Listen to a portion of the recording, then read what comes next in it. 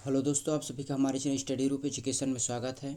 आज के इस वीडियो में हम छत्तीसगढ़ शिक्षक भर्ती के लिए बाल विकास और शिक्षा शास्त्र के कुछ महत्वपूर्ण एमसीक्यू प्रश्नों पर चर्चा करेंगे। तो चलिए वीडियो स्टार्ट करते हैं। पहला प्रश्न है, अमूर्त वैज्ञानिक चिंतन के लिए क्षमता का विकास निम्नलिखित अवस्थाओं में से किसकी एक विशेषता है? मूर्त संक्रियात्मक अवस्था, औपचारिक संक्रियात्मक अवस्था, संवेदी गतिक अवस्था, पूर्व संक्रियात्मक अवस्था। तो इसका सही आंसर होगा दूसरा ऑप्शन, औपचारिक संक्रियात्मक अवस्था। अमूर्त वैज्ञानिक चिंतन के लिए क्षमता का विकास औपचारिक संक्रियात्मक अवस्था का एक विशेषता है। अगला प्रश्न है, एक बच्चा तर्क प्रस्तुत करता है, आप यह मेरे लिए करें और मैं वह आपके लिए करूँगा। यह बच्चा कोहलबर्ग की नैतिक तर्कड़ा की किस अवस्था के अंतर्गत आएगा? अच्छा लड़का अच्छा लड़की अभिमुखीकरण, दूसरा ऑप्शन है सामाजिक अनुबंधन अभिमुखीकरण, तीसरा है सहायक उद्देश्य अभिमुखीकरण और चौथा है दंड और आज्ञा पालन अभिमुखीकरण। तो इसका सही आंसर होगा पहला ऑप्शन, अच्छा लड़का अच्छा लड़की अभिमुखीकरण। अगला प्रश्न है, विचार न केवल भाषा को निर्धारित करते हैं बल्कि उसे आगे भी बढ़ाते हैं। यह विचार किनके द्वारा प्रस्तुत किया गया?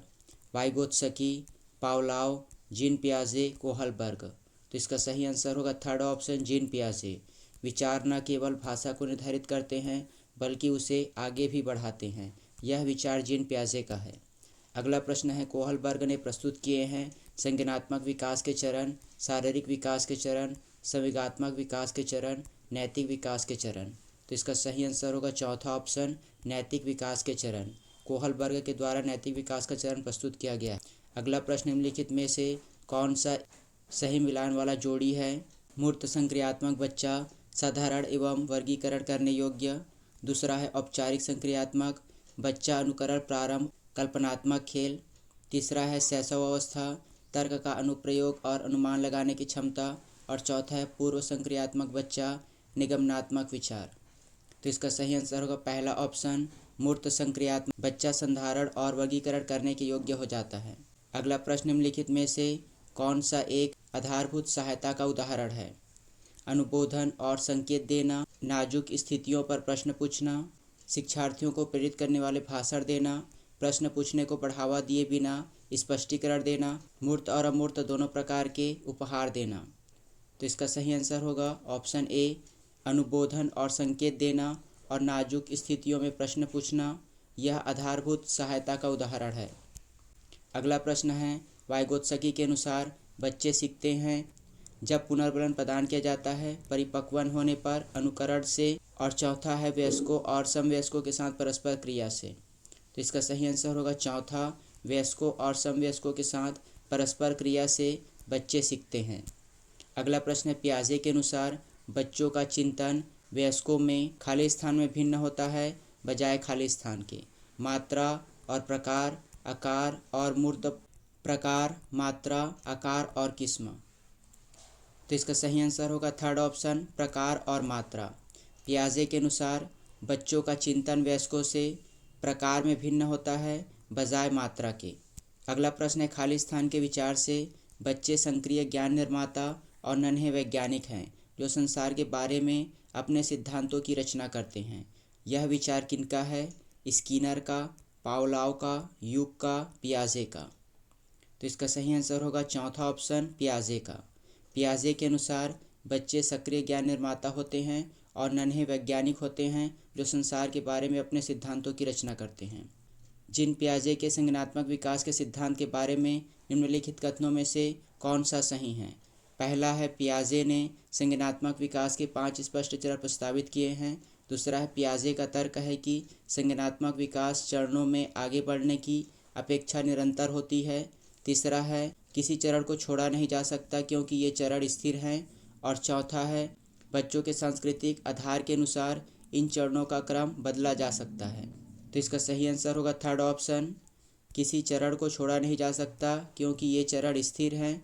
यह कथन सही है। अगला प्रश्न है, वाइगोत्स्की के अनुसार सीखने को पृथक नहीं किया जा सकता। पुनर्बलन से, व्यवहार के मापने योग्य परिवर्तन से, अवबोधन और अवधारणात्मक प्रक्रियाओं से, उसके सामाजिक संदर्भ से। तो इसका सही आंसर होगा चौथा ऑप्शन, उसके सामाजिक संदर्भ से सीखने को पृथक नहीं किया जा सकता। अगला प्रश्न है, वाइगोत्स्की के स्तुतिकरण के अनुसार बच्चों की व्यक्तिगत वाक्य संकल्पना प्रदर्शित करती है कि बच्चे अपने आप से प्यार करते हैं। स्पष्ट करती है कि बच्चे अपने ही कार्य का निर्देशन के लिए भाषा का उपयोग करते हैं। तीसरा है प्रदर्शित करती है कि बच्चे बुद्धि होते हैं, इसलिए उन्हें प्रौढ़ों के निर्देशन की आवश्यकता नहीं होती है। और चौथा स्पष्ट करती है कि बच्चे अहम केंद्रित होते हैं। तो इसका सही आंसर होगा दूसरा ऑप्शन। स्पष्ट करती है कि बच्चे अपने ही कार्य के निर्देशन के लिए भाषा का उपयोग करते हैं। यह बच्चों के व्यक्तिगत वाक्य संकल्पना है। अगला प्रश्न है पूर्व संक्रियात्मक काल में आने वाली संज्ञानात्मक योग्यता है लक्ष्य उद्दिष्ट व्यवहार की योग्यता, दूसरों के दृष्टिकोण को समझने की योग्यता, अभिकल्पनात्मक निष्कर्ष चिंतन, अमूर्त चिंतन की योग्यता। तो इसका सही आंसर होगा दूसरा ऑप्शन। दूसरों के दृष्टिकोण को समझने की योग्यता को पूर्व संक्रियात्मक काल में आने वाली संज्ञानात्मक योग्यता कहते हैं। अगला प्रश्न है किसी बच्चे को दिया गया विशिष्ट उत्तर कोहल वर्ग के नैतिक तर्क के सोपान की विषय वस्तु की किस अवस्था के अंतर्गत आएगा? सामाजिक संकुचन अनुकूलन, अच्छी लड़की लड़का अनुकूलन, कानून और व्यवस्था अनुकूलन, दंड आज्ञाकारिता अनुकूलन। तो इसका सही आंसर होगा दूसरा अच्छा लड़की लड़का अनुकूलन। यह कोहल वर्ग के नैतिक तर्क के सोपान की विषय वस्तु की अवस्था के अंतर्गत आएगा। और इस वीडियो का आखिरी प्रश्न पियाजे के अनुसार विकास को प्रभावित करने में निम्नलिखित कारकों में से किसकी भूमिका महत्वपूर्ण होती है? भौतिक विश्व के साथ अनुभव, अनुकरण, पुनर्बलन, भाषा। तो इसका सही आंसर होगा पहला भौतिक विश्व के साथ अनुभव पियाजे के अनुसार विकास को प्रभावित करने वाले कारकों में सबसे महत्वपूर्ण भूमिका निभाता है। तो ये हुआ बाल विकास और शिक्षा शास्त्र के कुछ महत्वपूर्ण प्रश्न।